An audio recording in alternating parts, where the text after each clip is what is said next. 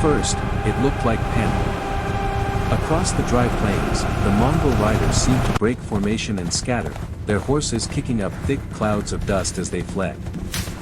To the pursuing army, armored knights, disciplined infantry, confident commanders, it was the moment they had been waiting for. The enemy was running. Victory was within reach. Orders were shouted.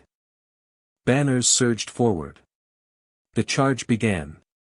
What they did not understand was that the retreat had been planned long before the first arrow was loosed. In the early 13th century, as Temujin rose to power and took the name Genghis Khan, armies from China to Eastern Europe would confront this same bewildering pattern. The Mongols would engage, strike with precision, and then suddenly withdraw, appearing disorganized, vulnerable, even afraid. Chroniclers described it as chaos. Survivors described it as sorcery. But it was neither. It was discipline disguised as disorder. The riders who seemed to flee were not escaping. They were measuring distance, controlling tempo, stretching enemy lines thinner with every gallop. What looked like weakness was bait. And once the pursuit carried their enemies far enough from safety, the dust would settle, horns would sound, and the hunters would discover they had become the prey.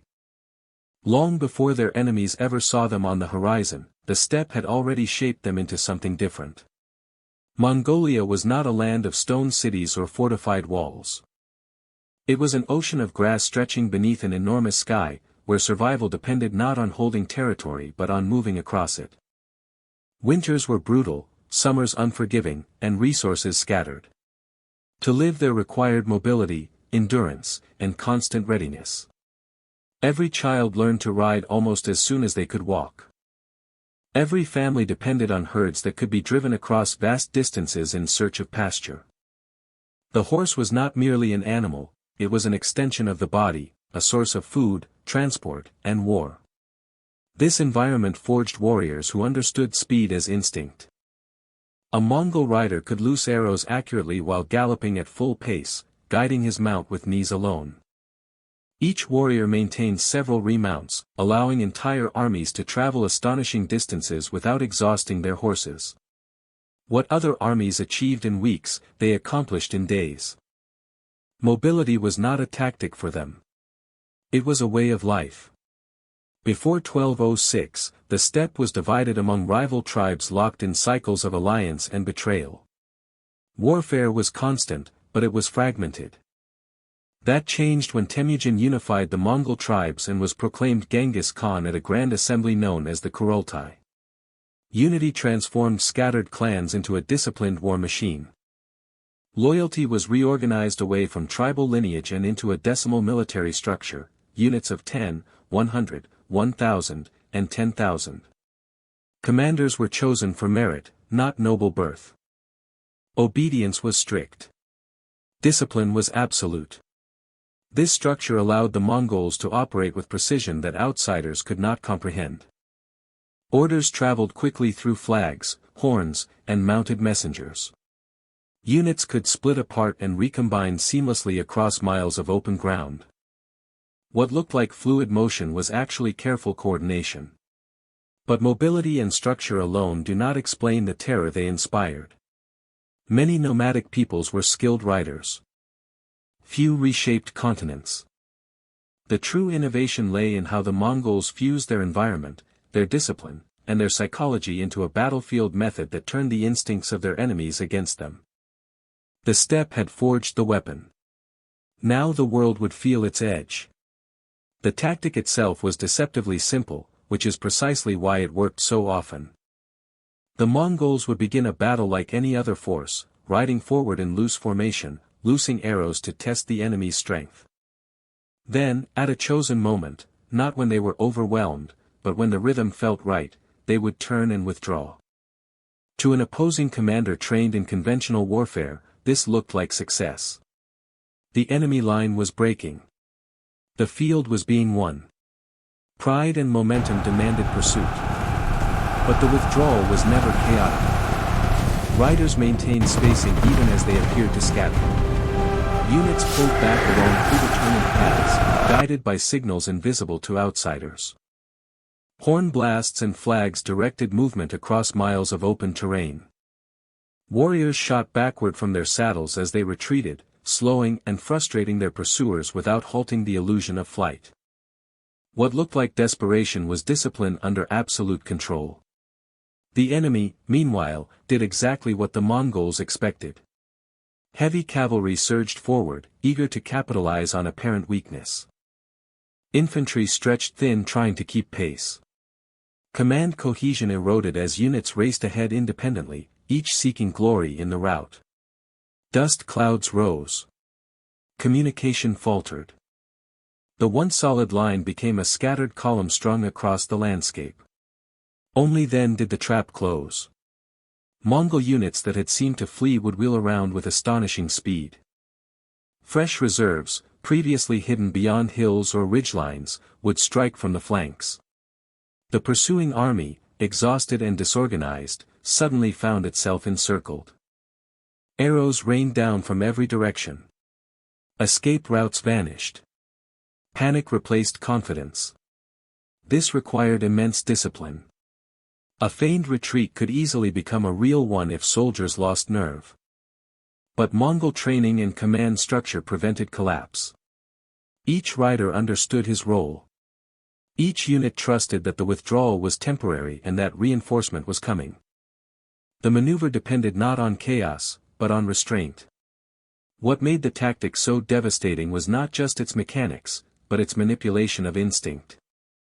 Armies across Eurasia were conditioned to believe that a fleeing enemy was a defeated enemy. The Mongols turned that assumption into a weapon. They did not overpower opponents by brute force alone. They allowed them to defeat themselves, drawn forward by their own certainty that victory had already been secured. The first great lesson for Europe came in 1223 along the Khalkha River. A coalition of Rus princes, joined by their Cuman allies, believed they were facing a fragmented Mongol force far from its homeland. Reports had arrived of raids and skirmishes, but nothing suggested a threat capable of dismantling kingdoms. Confident in their numbers and armored strength, the Rus commanders resolved to pursue and crush the invaders before they could regroup. The Mongols, led by Generals Subutai and Jebe, did not resist in the way their enemies expected. They engaged briefly, exchanged arrows, and then withdrew. It appeared to be a retreat born of weakness. The Rus princes interpreted it as confirmation of superiority. They pressed forward. Day after day, they advanced across the steppe, chasing an enemy that refused to stand and fight. For 9 days the pursuit continued, the coalition stretching farther from its supply lines, coordination unraveling with each mile.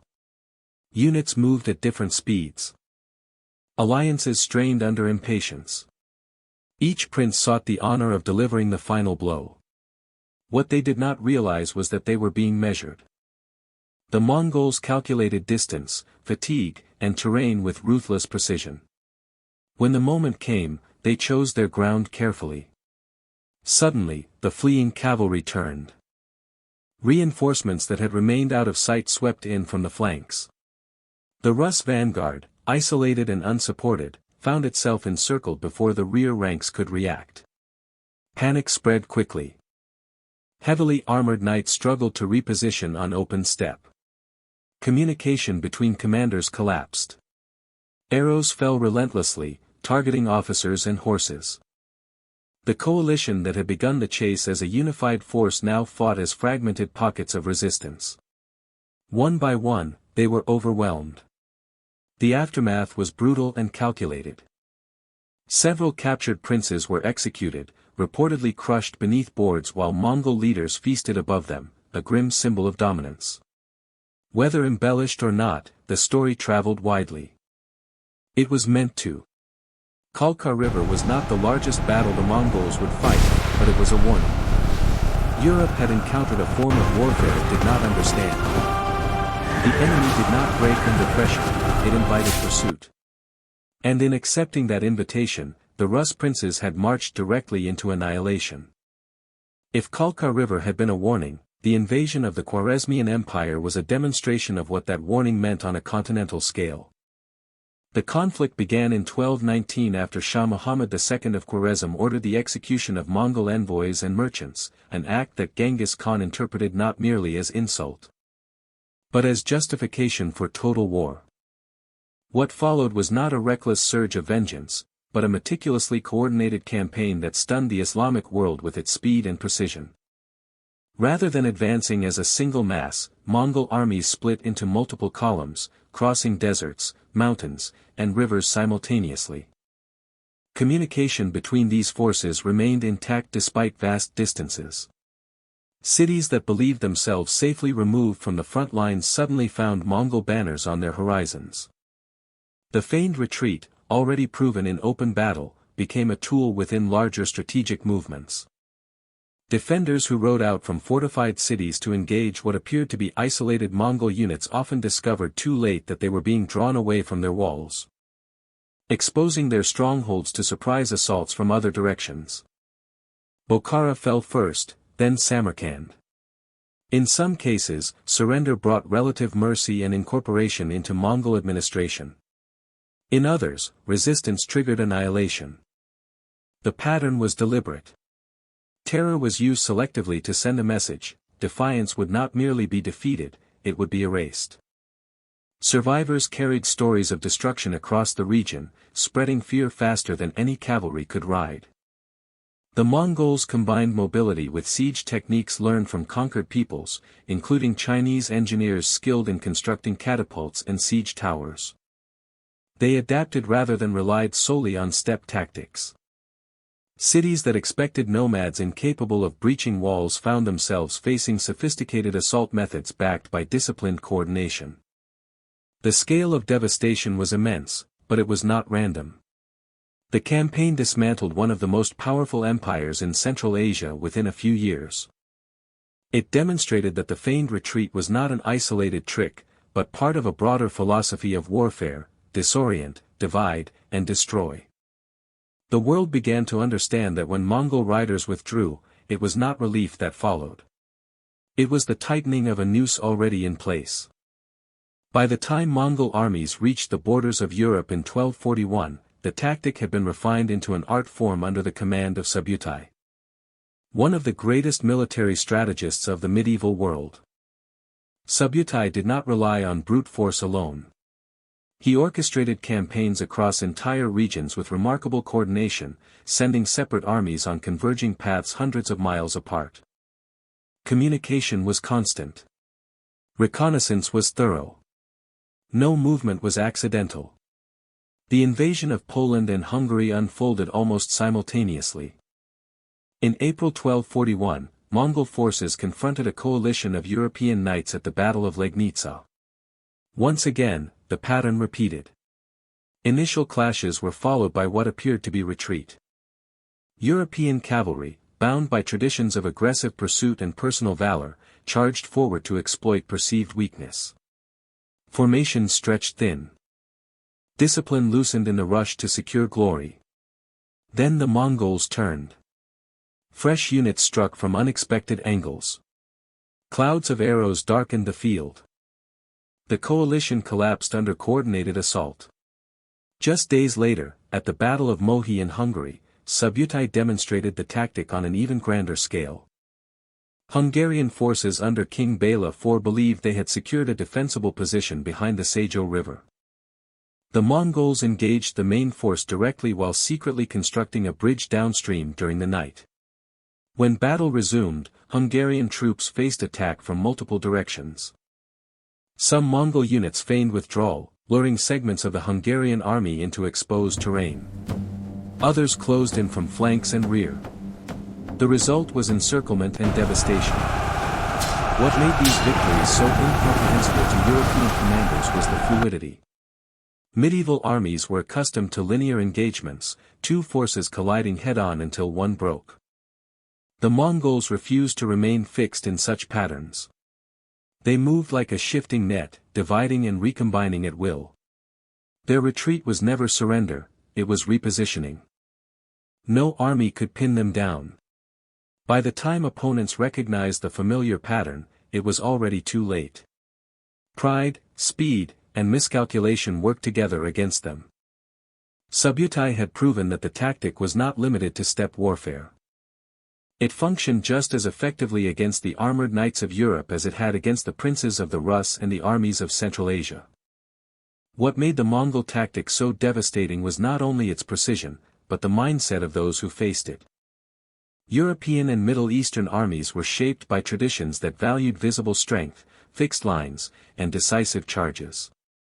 Heavy cavalry, clad in armor and bound by codes of honor, believed that momentum and courage would break an enemy's will.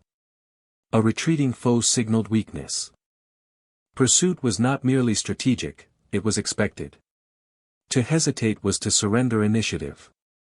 The Mongols understood this instinct and built their strategy around it. Feudal command structures also played a role.